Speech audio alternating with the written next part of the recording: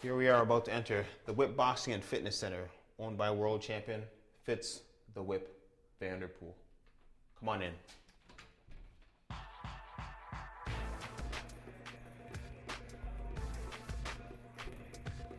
I live my life as a champion every day. I try to conduct myself in a proper way, try to show people values, good values and morals, and show them that they can go after their goals, chase their dreams, believe in themselves. I've been boxing since 9 years old, and it's been a struggle every step of the way. I've never had anything given to me. I've always had to fight for everything I've gotten, and I continue to do that, even from outside the boxing ring into the real world of life. People have always told me I couldn't do something, and I always believed in myself, was willing to work hard and show them, that I can accomplish whatever goal it is I set for myself. I heard of this gym just because, Fitz, the world champion, world-renowned boxer. So, that's why I heard of it when I came down here. The coaching is great, the facilities were good, so I just kind of fell in love with it after a while, I guess. Just the whole atmosphere of the gym was different. It was all focused on, you have a responsibility when you come into the gym to work, to put out your best effort. It's a different feeling when you come into this gym as, say, you go into another sort of gym where you can kind of slack off a little bit. Fitz is he's very regimented in what he wants to do, and you will fall into line. And I think that's, for a boxer, I think that's exactly what they need. Growing up with a family of 5 boys, we were very competitive, and of course, as is a fighting spirit. But with that competition, it drove us all to work harder. Now, with all my other 4 brothers, we all wanted to become world champion. That was our goal, and I'm very blessed and fortunate to be the one who was able to win that world championship. I know my dad said he had 5 boys. He said, my goal in life is to have one of my boys become world champion. He said, then I'm happy. And I'm very, like I said, very fortunate and blessed to have been the one, to walk through the fire, to go through the ups and the downs, the trials and the tribulations to become world champion.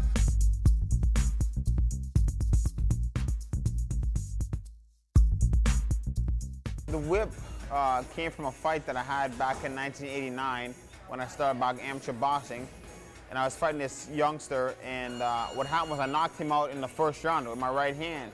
And there's this professional fighter there, and he said, "Wow, you really whipped that punch." And I said, "Yeah, I whipped that punch." I said, "You know what?"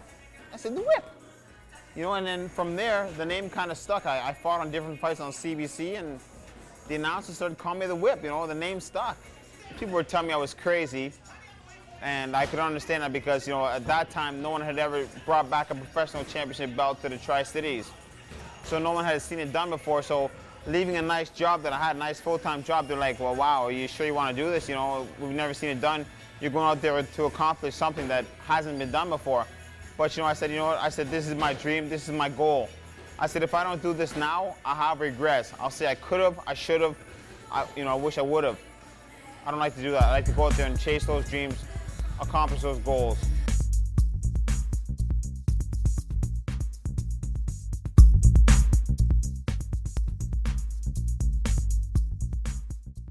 I'm one of those guys, you can't tell me I'm too old to do something, or you can't limit what I do.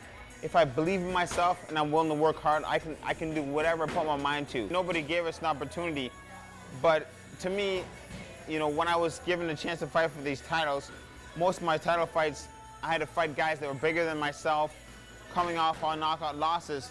So to me, they called it an opportunity, but I had to take it as an opportunity because I knew they were setting me up to get beat. But I made it into an opportunity by training hard and preparing myself. I was doing it all on my own. I had my trainer, my Papa Joe. He was there, thankfully, beside me.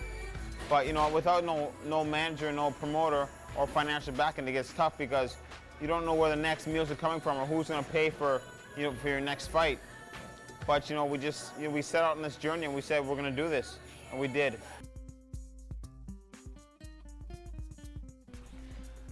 This is my trainer, my good friend, my mentor, Papa Joe Hajnal Sr. Lost him to cancer September 20th, 2007. He helped me do everything. With him, he made me believe, know that I can accomplish whatever goal I set for myself. With hope, it was possible, and he helped me achieve that goal. Together, we won 5 championship belts, 5 professional championship belts, including the world championship. This man helped me make it possible. He was my best friend. He was my trainer, you know, my mentor. You know, he was, we were close. We were best buddies. And, you know, even to this day, I still miss him, you know, but I carry him with me on my sleeve.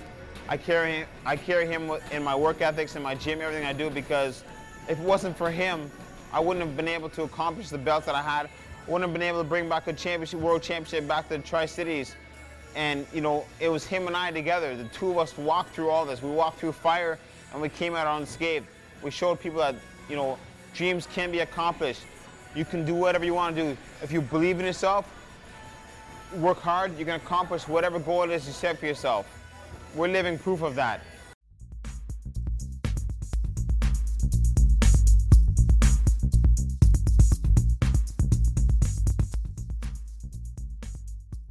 There's been a numerous amount of times where Fitz has foregone personal things in his life in order to either be at the gym or be with a student who is boxing for the first time, or be with a student who is who's having one of the biggest boxing matches of their career.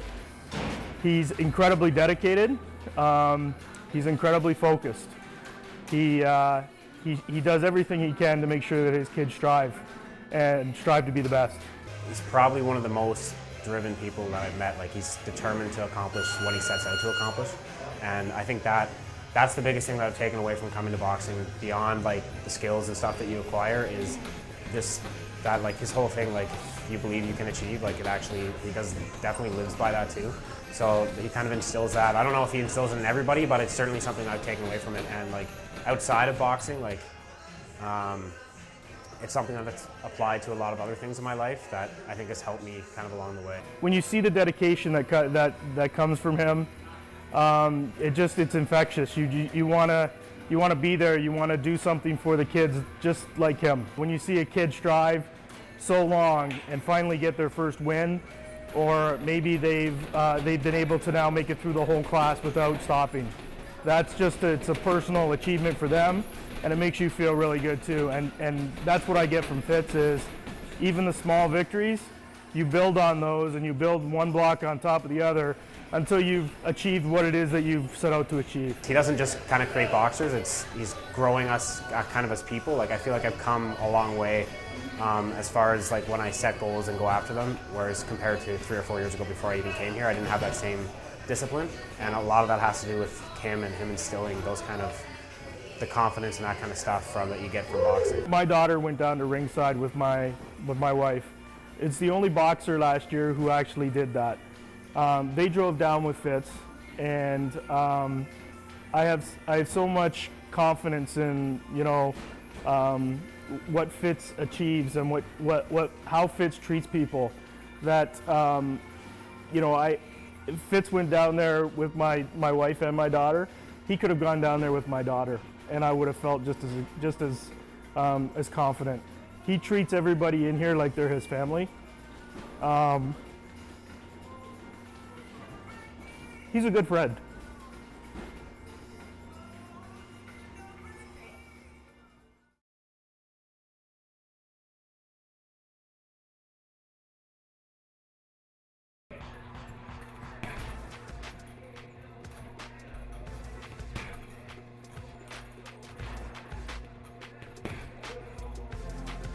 I'm the resident world champion living in this Tri-Cities, and I think it's important that people understand that, you know what, even though in a little town such as Kitchener, you know what, there is a world champion that lives here. His name is Fitz the Whip Vanderpool.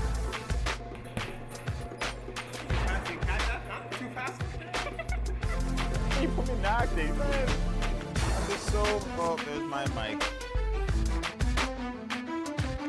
Oh, I like this little roast clip. I got sunshine